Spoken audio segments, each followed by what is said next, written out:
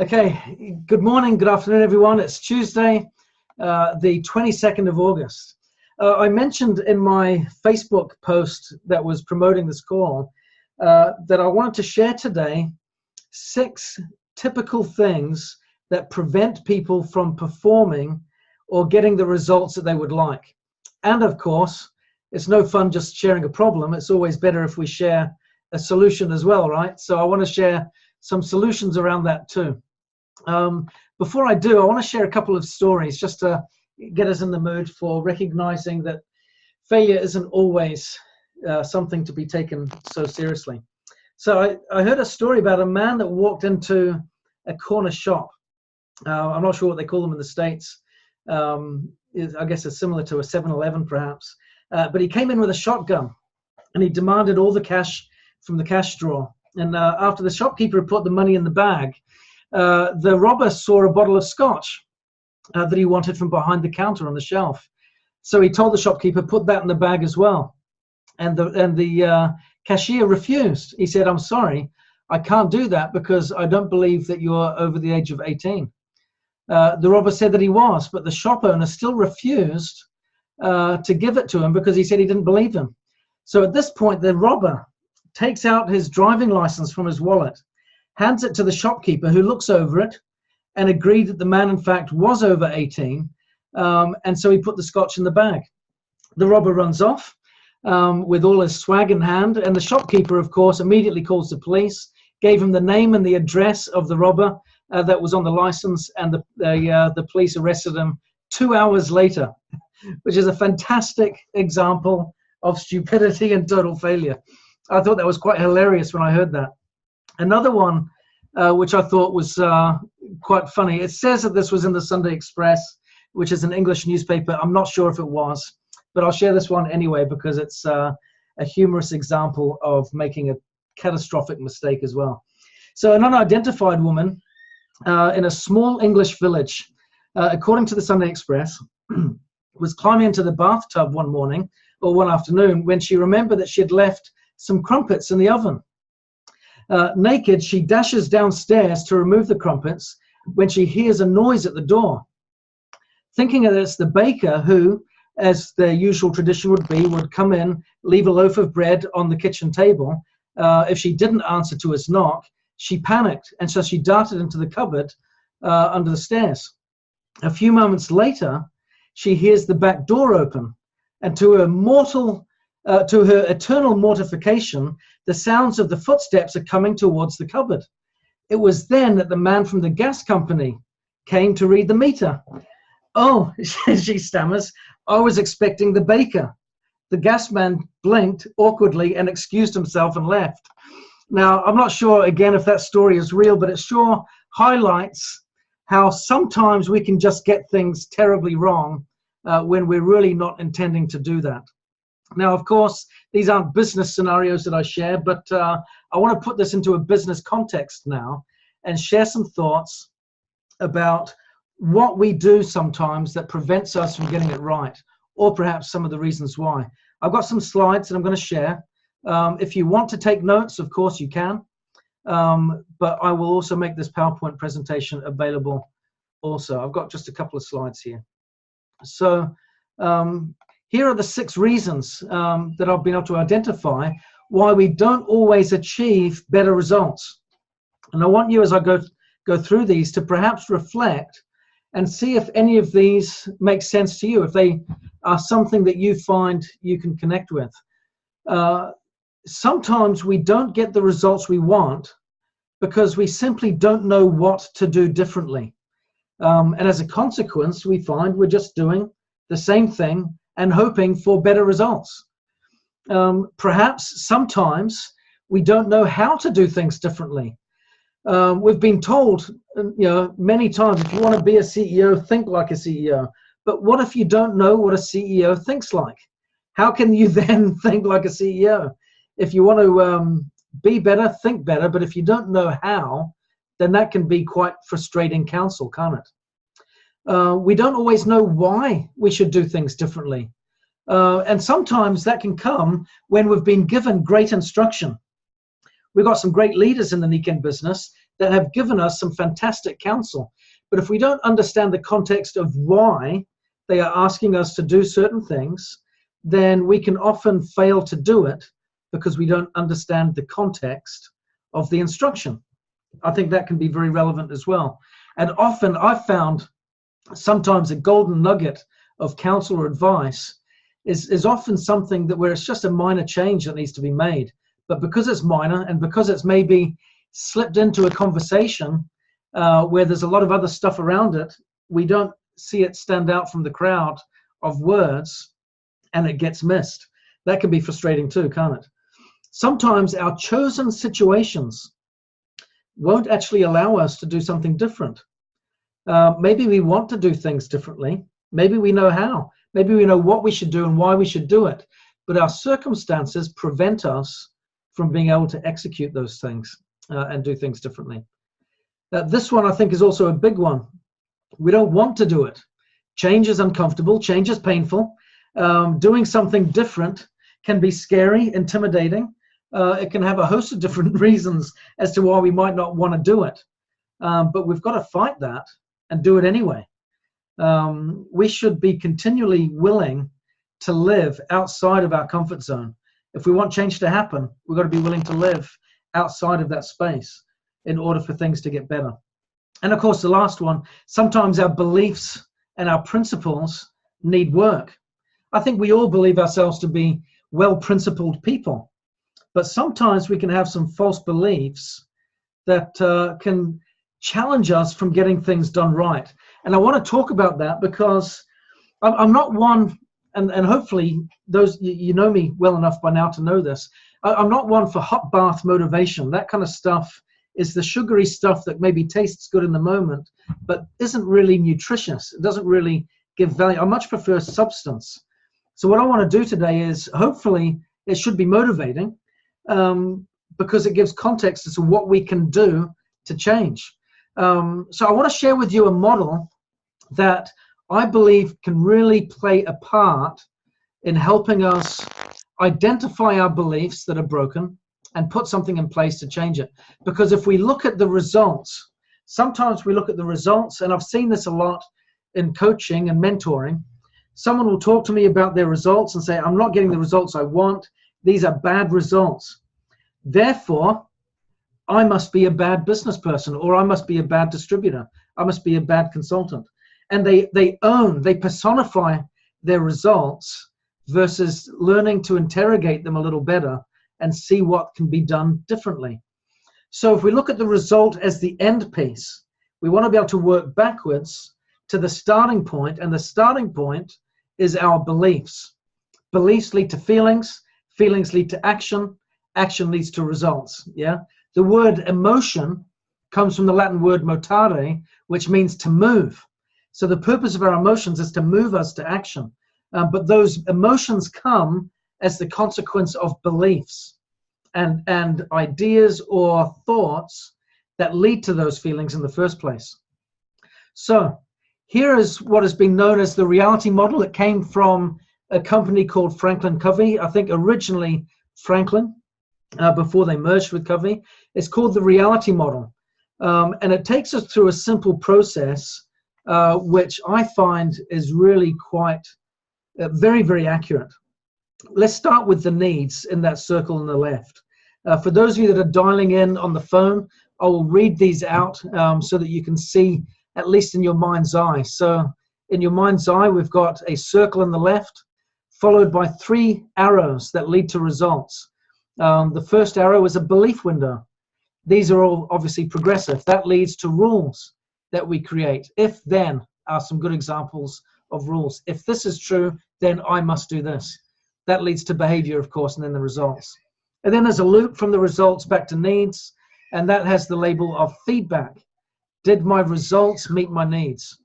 So let's walk through this very briefly. The model identifies 4 components as basic human needs. These are needs that everyone has.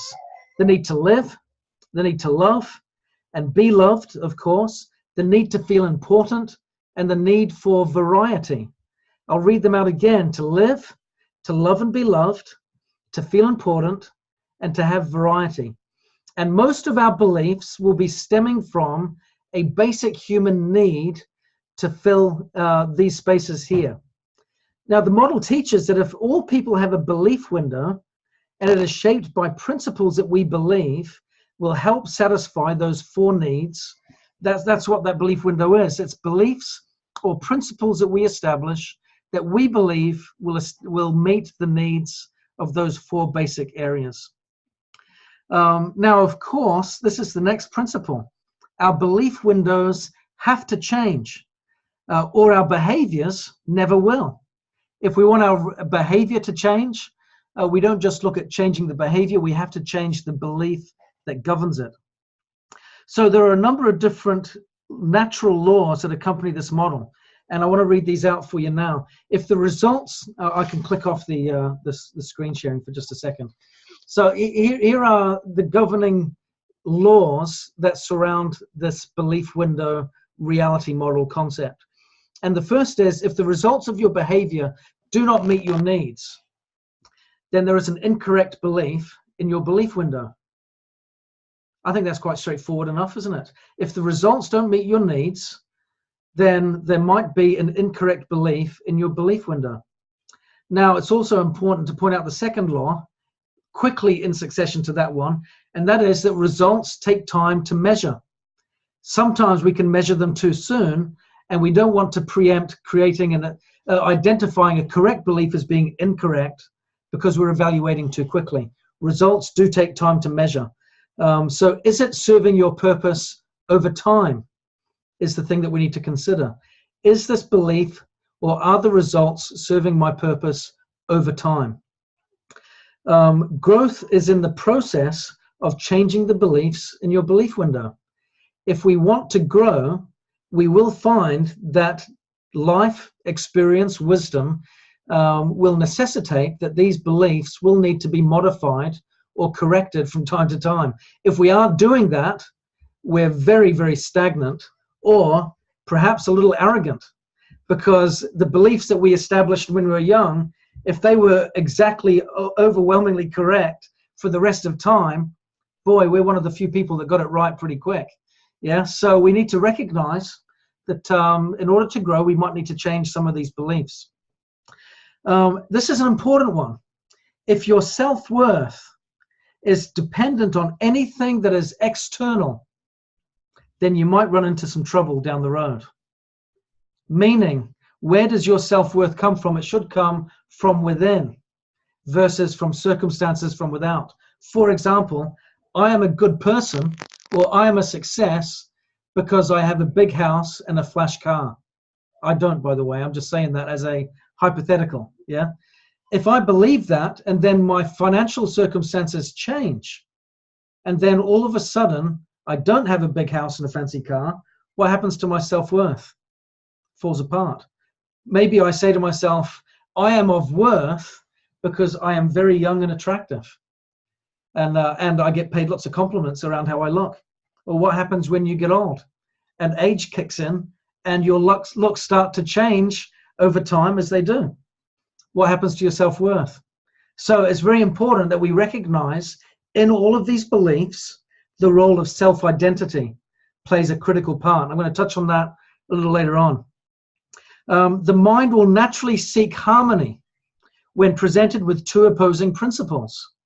That's important to recognize. We will sometimes have 2 opposing principles, and therefore we need to find a way to connect the 2 together to find harmony. When the results of your behavior do meet the needs of your beliefs and your experience, then you start to experience inner peace. When your results of your behavior do meet your needs over time, then you start to experience inner peace. That's something I believe we all want. To me, the driving force of my happiness is centered on inner peace. And so it's very, very important that my results over time start to match my needs. So that being said, I want to share some examples of negative beliefs that I believe can compromise this reality model. I share it because I have found that I have related to some of these negative beliefs when I've done my own self-evaluation, when I've reflected and taken time out to evaluate me and my performance and how I'm doing as a person, I've noticed that I have some negative beliefs that are in fact incorrect. And it's wonderfully challenging and complicated to, one, identify a belief that you have that is wrong, but then to change it. Because inherent in that statement is, it's a belief. It's a thought pattern that I believe to be true. So to say that it's not, when subconsciously I believe that it is, can be quite a process to shift it. But we can work on that, and I want to share perhaps some ways to do that. So I'm going to share my screen again and share with you slide number 2 on this, slide number 3. Here are some examples of negative beliefs. Catastrophizing, and these are perhaps negative thoughts. Oops, I'll show you the next slide there. Catastrophizing, that is thinking the worst in a situation is going to happen without taking into account the possibility of other outcomes. For example, if I lose control of this situation with my prospect, this will be the end of my business. Could be an example. I've got a prospect I'm speaking to right now. If this doesn't go exactly right, according to plan, then I just lose everything. This is a catastrophe. That can prevent us from taking action, making decisions. The next one, emotional reasoning, emotionalizing. What that means is presuming that our feelings are facts. I really struggled with that one at first because I always felt my feelings were facts. They were real. I'm feeling them. I'm experiencing it.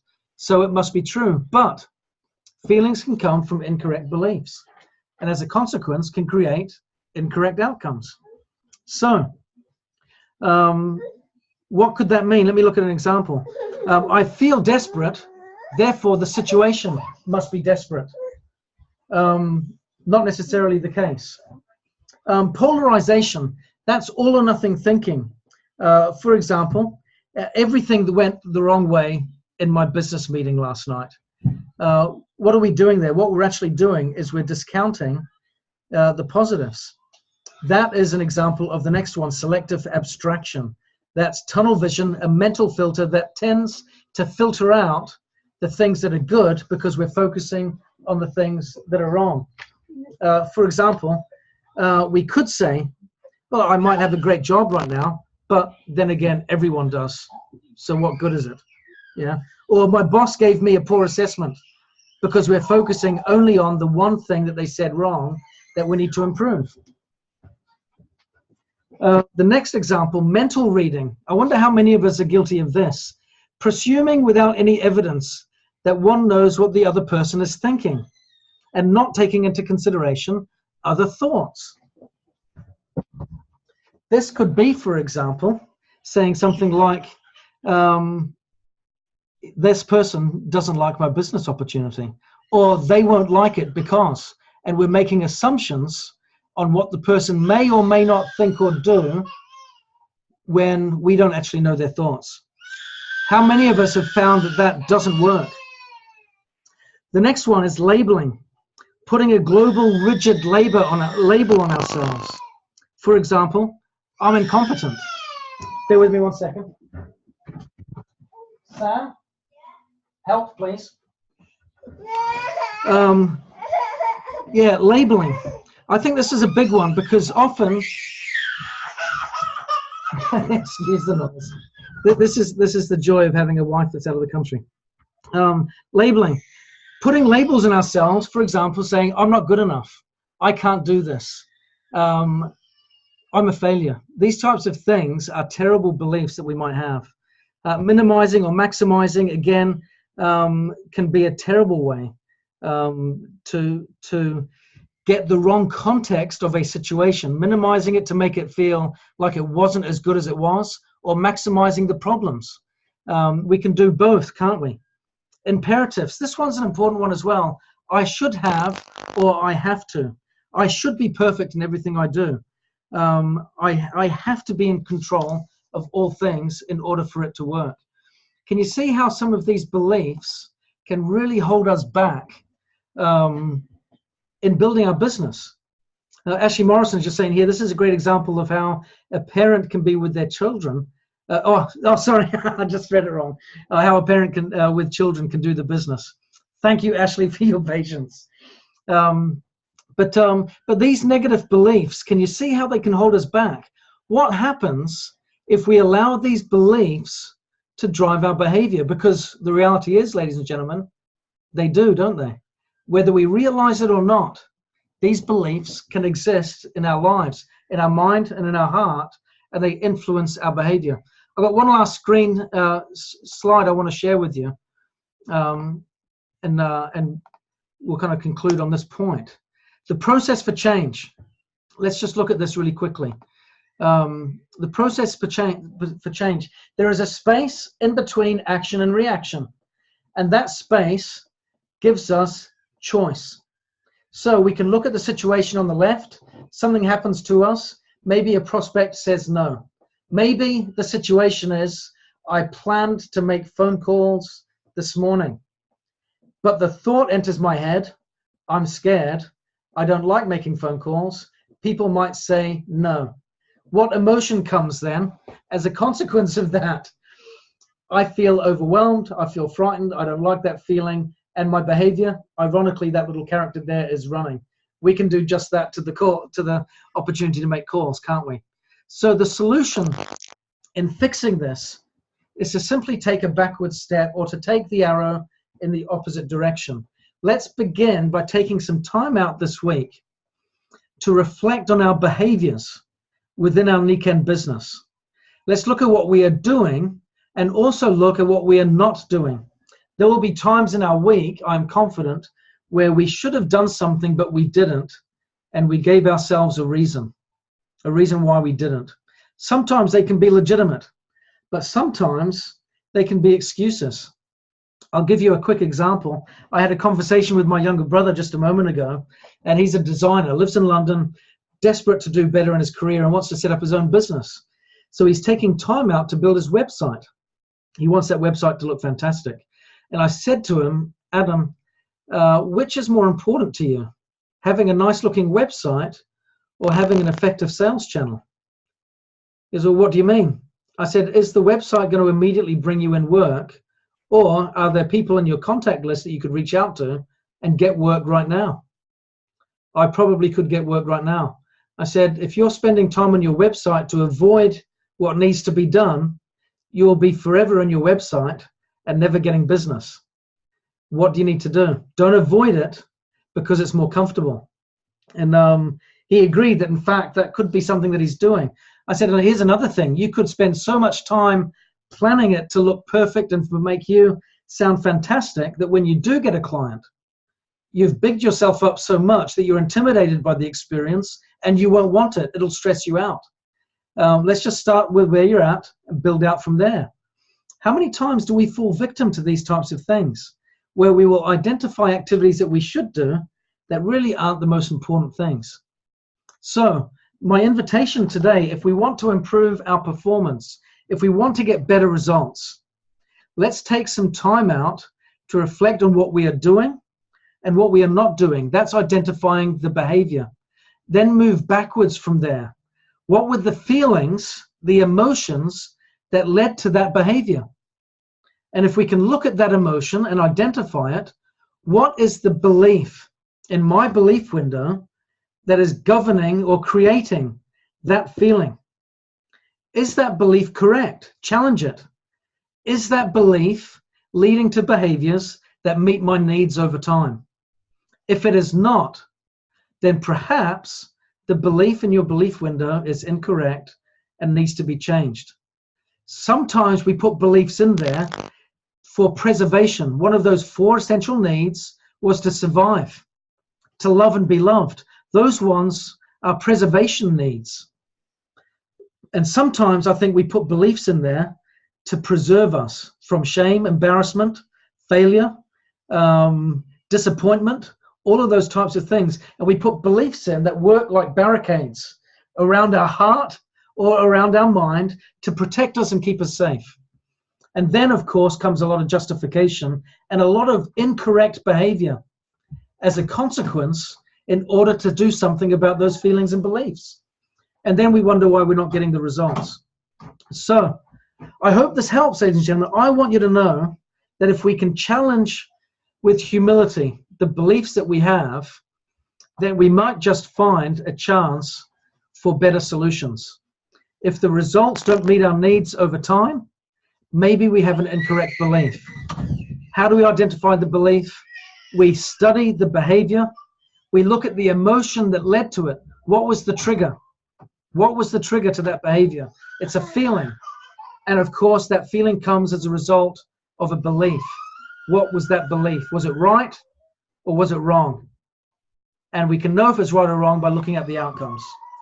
Ladies and gentlemen, if we can challenge that, if we can do some serious reflection there and be willing to change our beliefs in our belief window, you will find that your results will start to change as a consequence. Because as a result of a changed belief comes a changed feeling, and of course a changed feeling leads to changed behavior. Tony Robbins said that the quality of our life is proportionate to the quality of our emotions. Now, from what we've talked about, the quality of our emotions seems to be dependent upon our beliefs.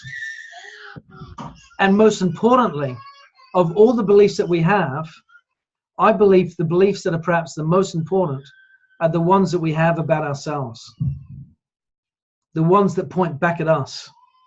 And that's why I reference those negative beliefs or thought patterns, the catastrophizing, the minimizing, the negative self-labels, the discounting the positives, all these things that change our perception of ourselves from something virtuous and lovely and noble to something very much diminished and something very contrary to what we really are. So please have the humility and the confidence and the courage when you look at your beliefs to be able to say to yourself, I am better than this. I am of better worth. I am of better value. I can do this. Look at all the positives. Let's change that label to something better.